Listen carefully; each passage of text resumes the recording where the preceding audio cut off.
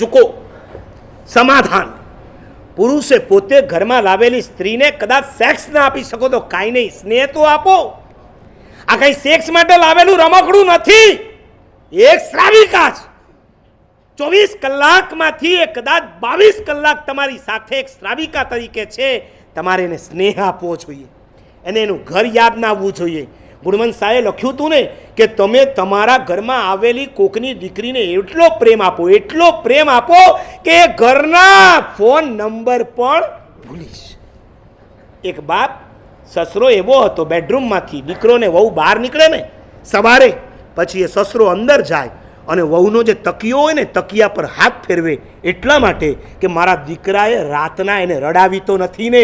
કોકના ઘરની દીકરી અહીંયા આવી અને રડવી ન જોઈએ, એને એનું ઘર યાદ ના આવવું જોઈએ. એ મારા ઘરમાં આવે તો સ્વર્ગ એને લાગવું જોઈએ, નહીં કે કોઈ કસાઈ ખાનામાં આવી ગઈ. પરદેશનું એક સરસ દ્રષ્ટાંત છે. અંગ્રેજી પેપરનો એક પત્રકાર છે MV કામથ. એની પાસે કોઈ પણ કપલ મેરેજ કરીને આવે એટલે આશીર્વાદ આપે ને ત્યારે એક સરસ મજાની સ્ટોરી. પરદેશ, જ્હોન એન્ડ જીન. તમારે તો અત્યારે નામો પણ તમારે ત્યાં આવવા ચાલુ થઈ ગયા છે, કાંઈ મિનિંગ જ ન હોય. મને કે મારા સાહેબ એનું નામ રિયાન રાખ્યું છે ને રે, એનું શું અર્થ થાય એ બોલ. હવે એ તો ખબર નથી. મેં કીધું આ ઇન્ડિયન નામ છે, જર્મની નામ છે ના, બસ ગમી ગયું. એટલે કાંઈ ઠેકાણા વગરના નામ, જ્હોન જીન. આમ જાનું ને જાન તો હાલતા ચાલતા બોલાવતા. ઓલી વાઈફે એના મિસ્ટરને કીધું કે તમે મને, હું તમને જાન કહું છું, ખબર છે શેના માટે કહું છું? ઓલો કે ના. તો કે જાનવર છે ને બહુ લાંબુ થઈ જાય છે.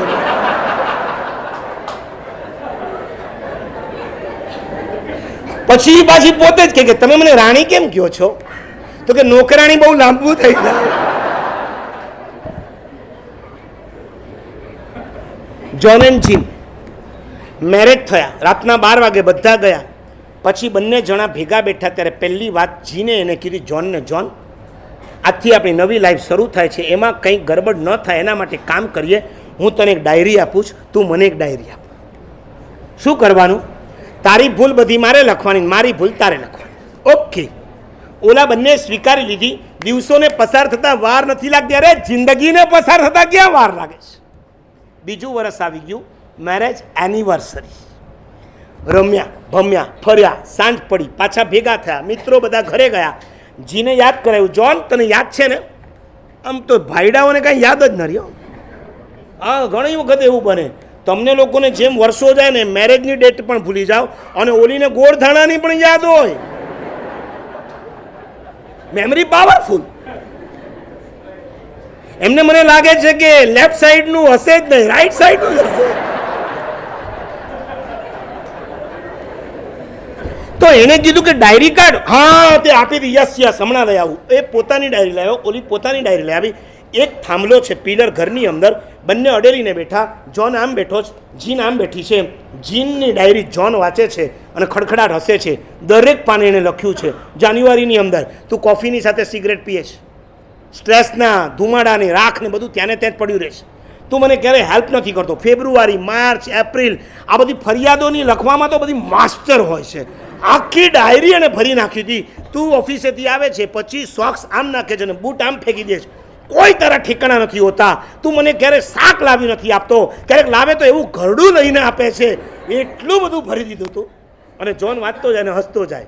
પોતાના માટે લખ્યું છે, છતાં જો આ જ તમને કહું છું, એ ગમે તેટલી ફરિયાદો કરે તમે હસતા રહ્યો બસ. અત્યારે આ અમારા ભરતભાઈ ધોળકિયા તમારો ફોટો પાડે, તમને ગમે તેટલું ટેન્શન હોય પણ તે જ વખતે તમારો ચહેરો કેવો થઈ જાય? સ્માઈલ. બસ ક્યારે પણ એ તમને સંભળાવે ને ત્યારે તમારે આ ભરતભાઈની આ પોઝિશન યાદ રાખવાની. મારો ફોટો પડી રહ્યો છે, સ્માઈલ પ્લીઝ. અને આ બાજુ જીન છે, એ જ્હોનની ડાયરીને ખોલે છે. જાન્યુઆરી, ફેબ્રુઆરી, માર્ચ, એપ્રિલ બધા મહિના કોરા, ક્યાંય કાંઈ લખ્યું નથી. June, July, August, September, October, November, ડિસેમ્બરની 31મી મેરેજ ડેટ છે અને એમાં ડિસેમ્બરના બધા જ પાના ગયા. એને થયું હાય રે હાય, આ તો આળસુનો પીર.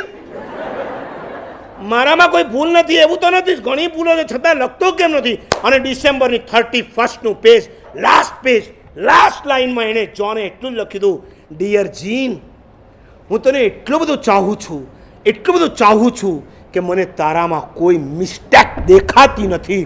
આટલું જ્યાં વાંચ્યું,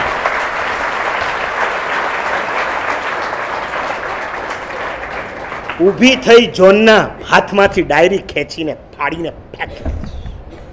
When love is thick, faults are thin. When faults are thick, love is thin.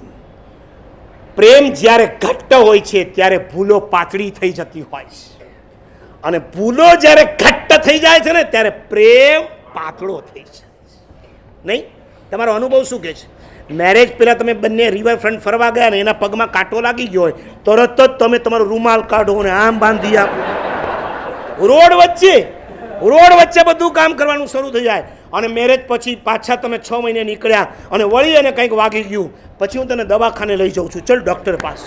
અને એના પછી 2 વર્ષે નીકળ્યા અને પાછો વાગ્યો. ડોબી જોઈને ચાલતી હોય તો શું થાય? બસ 2 વર્ષમાં બધું બાષ્પીભવન.